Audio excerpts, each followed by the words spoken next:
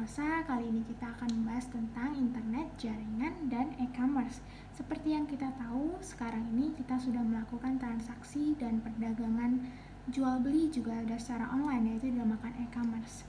Dari ketiga hal tersebut, tiga-tiganya itu merupakan hal yang saling berkaitan. Internet membutuhkan jaringan dan e-commerce membutuhkan jaringan dan juga internet. Bentuk-bentuk e-commerce sekarang kita sudah tahu ya, apa saja Tokopedia, ada Shopee, ada Alibaba, ada Amazon, dan lain hal sebagainya. Dan seperti yang kita tahu juga, seiring berkembangnya zaman ini, kita juga bisa melakukan pembelian saham secara online sekarang ya. Bahkan sekarang kita tidak perlu ke bank lagi untuk melakukan transaksi. Kita sudah mempunyai mobile banking, internet banking, dan lain hal sebagainya. Sebenarnya hal-hal seperti ini bukan merupakan hal yang baru bagi perusahaan. Perusahaan itu sudah menerapkan EDI atau Electronic Data Interchange pada perusahaannya melalui surat menyurat elektronik di dalam internal perusahaan. Seperti yang kita tahu juga di dalam akuntansi itu kita sudah menggunakan Mayo, Microsoft Excel yang digunakan di dalam perusahaan ya untuk bagian yang akuntansi yang memudahkan perusahaan. Kemudian dari judulnya yaitu jaringan. Jaringan ini jenis-jenisnya dibedakan berdasarkan area geografisnya. Nah, ada 3 jenis dari jaringan. Ada LAN, ada WAN, dan ada internet. Yang membedakan adalah area geografisnya ya. Jadi, kalau LAN sesuai namanya yaitu Local Area Network. Lokal itu yang artinya itu jaringan itu hanya terbatas pada satu gedung saja. Mungkin jarak antar gedung juga bisa, namun areanya itu lokal, hanya bisa dalam area geografis tertentu saja. Nah, kemudian ada WAN, Wide Area Network. Ini lebih luas ya jaringannya daripada LAN tadi. Yang LAN tadi hanya terbatas pada area geografis tertentu. Jika WAN itu bisa jaringannya itu antar negara, walaupun ada juga yang membatasinya. Ada negara-negara yang terbatas luas wilayah milnya itu terbatas. Kemudian ada internet. Seperti yang kita tahu, internet itu tidak terbatas pada area geografis apapun. Semua bisa mengakses internet.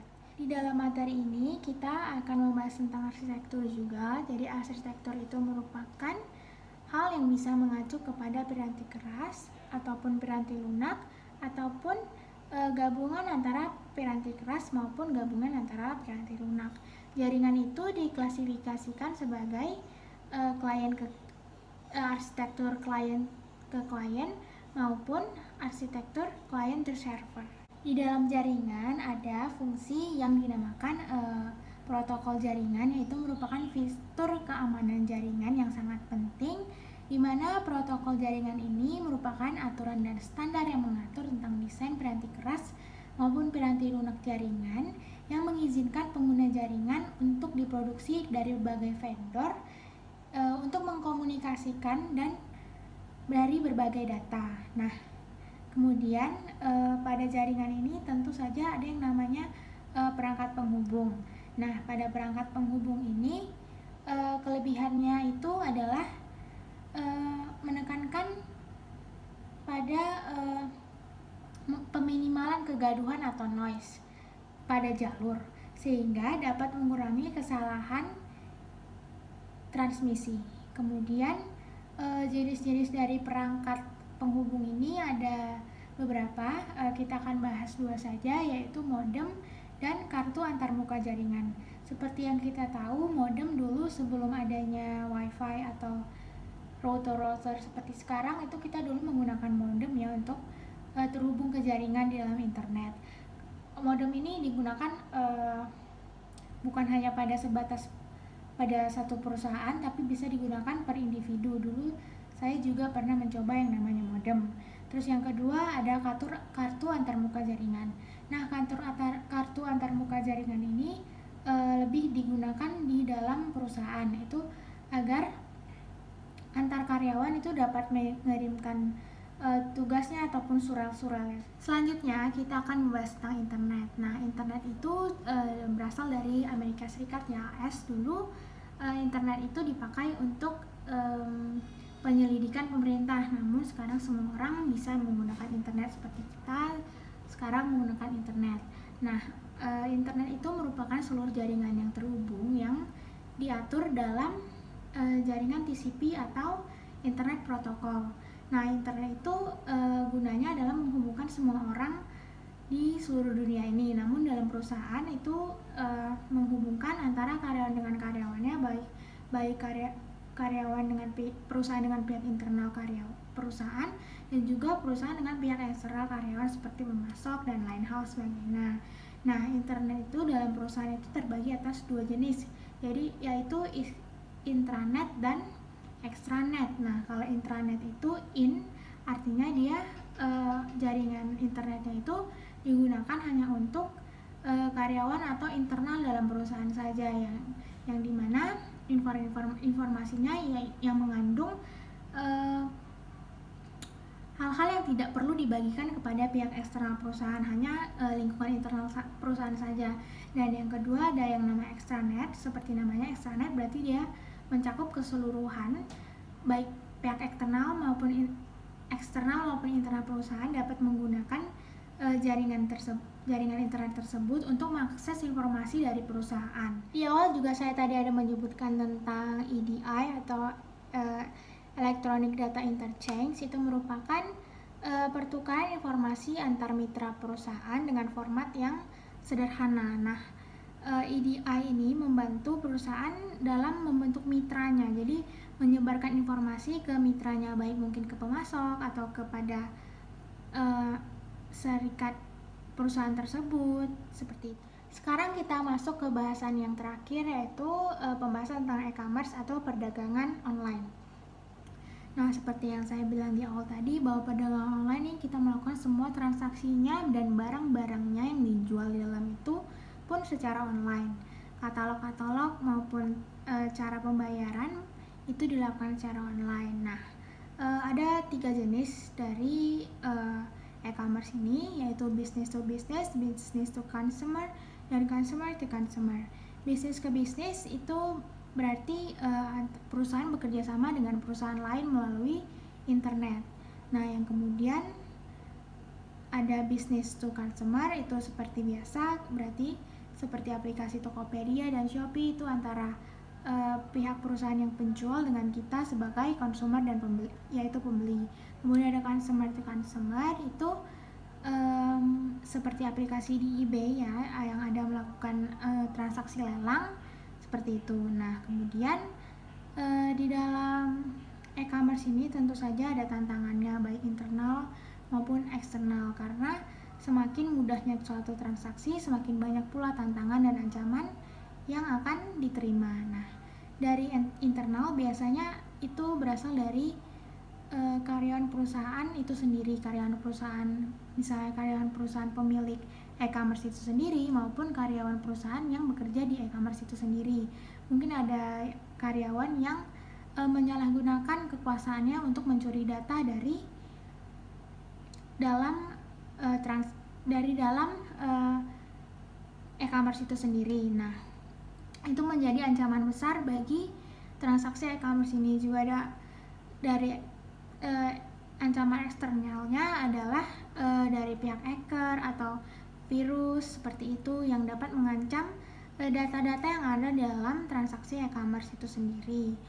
Hacker itu dapat menyebabkan data kita hilang, dicuri, ataupun data-data kalau kita misalnya memasukkan nomor kartu kredit atau debit, itu bisa uangnya itu bisa tersedot dengan sendirinya oleh para hacker itu sendiri. Sedangkan yang jika internal tadi, ancaman internal tadi, kalau karyawan itu bisa mencuri data-data pelanggannya untuk mendapatkan kredit atas nama pelanggan-pelanggan yang sudah dicuri tersebut. Dengan adanya beberapa ancaman tersebut tadi, tentu saja ada langkah-langkah pengendalian dilakukan oleh perusahaan ataupun auditor yang digunakan oleh perusahaan untuk mengatasi hal-hal tersebut atau tindakan preventif sebelum terjadi tindakan-tindakan atau resiko-resiko yang tidak diinginkan. Nah, yang paling sedang dikembangkan sekarang adalah teknik biometrika. Nah, teknik biometrika ini menggunakan karakteristik dari setiap orang seperti sidik jari, iris mata, dan sebagainya. Ini sedang dikembangkan sekarang untuk lebih terjamin dan lebih amannya transaksi melalui e-commerce atau melalui transaksi online. Jadi setiap manusia kan mempunyai sidik jari yang berbeda antar satu dan lain dengan yang lainnya, juga iris mata yang berbeda. Hal-hal seperti itu dari manusia, keistimewaan karakteristik seperti itu dikembangkan menjadi alat untuk mengamankan transaksi dalam e-commerce ini sendiri. Seperti yang kita ketahui juga bahwa sekarang banyak sekali pencurian data yang terjadi di dalam transaksi e-commerce, seperti yang baru-baru ini terjadi di Indonesia maupun ada juga di luar negeri sendiri. Hal ini banyak terjadi. Itu mungkin karena pertama kelalaian dari pihak perusahaannya yang tidak mengamankan data-data dari pelanggan atau konsumennya. Yang kedua adalah kelalaian dari pihak konsumennya sendiri. Seperti kita sudah bertahun-tahun mungkin kita lupa mengganti password atau kata sandi kita di dalam akun yang kita gunakan dalam transaksi online. Hal itu menyebabkan password kita itu sudah usang dan sudah bisa tergerus oleh hacker. Nah, saya mengingatkan bahwa penting sekali untuk mengganti password secara berkala dan menggunakan kombinasi-kombinasi yang rumit. Namun ingat juga untuk mencatat password tersebut, karena mungkin kombinasi seperti itu akan sulit diingat oleh kita. Oleh karena itu, tapi harus sering-sering diganti lah passwordnya, minimal mungkin sebulan sekali atau 2 bulan sekali itu harus diganti demi meningkatkan keamanan bagi kita sendiri. Sekarang kita akan mempelajari bedah kasus dari Kenneth Gibson. Kenneth Gibson merupakan seorang ahli dalam bidang teknologi informatika. Dia berasal dari Reno, Nevada. Dia bekerja di sebuah perusahaan besar mulai dari tahun 2012 sampai dengan tahun 2017. Selama kurang lebih 5 tahun itu, dia di perusahaan tersebut mencuri data-data dari pelanggan perusahaan tersebut. Dan setelah itu tahun 2017 dia memutuskan untuk keluar dari perusahaan tersebut bersama dengan data-data yang sudah dicurinya. Dari data-data yang sudah dia curi, dia membuka akun PayPal sebanyak 8.000 lebih jumlah akun PayPal yang dia buat untuk melakukan penipuan kredit. Nah, dari situ dia mendapatkan uang yang banyak sehingga dia hidup mewah dan juga diperkirakan dia sering berjudi. Nah, setelah itu seiring berjalannya waktu, Kenneth Gibson ini kan selama ini melakukan transaksinya itu melalui transaksi online, sehingga keberadaannya itu tidak diketahui oleh pihak polisi. Nah, Kenneth Gibson itu membuat suatu kesalahan di mana dia memberitahukan kepada PayPal supaya mengirimkan uang hasil pencuriannya itu melalui cek, sehingga dia harus mengambil sendiri uangnya tersebut yang dalam bentuk cek itu untuk mencairkan uangnya. Nah, disitulah dia tertangkap karena identitas yang pemilik cek tersebut ada sama dengan salah satu identitas korban dari Kenneth Gibson ini. Dari kasus ini tentu saja kita harus lebih aware ya dengan akun-akun yang kita miliki. Lihatlah seperti ini, mantan karyawannya yang melakukan pencurian atas kartu-kartu kredit yang dimiliki oleh pelanggannya. Dia membuat 8.000 akun PayPal, terus kemudian dia membuat akun untuk meminjam uang dari kredit. Nah, dari situ Kenneth Gibson ini bisa mendapatkan uang yang lebih banyak daripada dia bekerja di kantor. Nah, kalau udah seperti itu, tentu saja siapa lagi yang harus kita percaya selain diri kita sendiri untuk mencegah hal ini terjadi. Untuk itu kita harus sering-sering, seperti yang saya bilang tadi, kita harus sering-sering mengganti password dan membuat password yang sulit seiring dengan biometrika yang sedang dikembangkan sekarang ini. Seperti itu.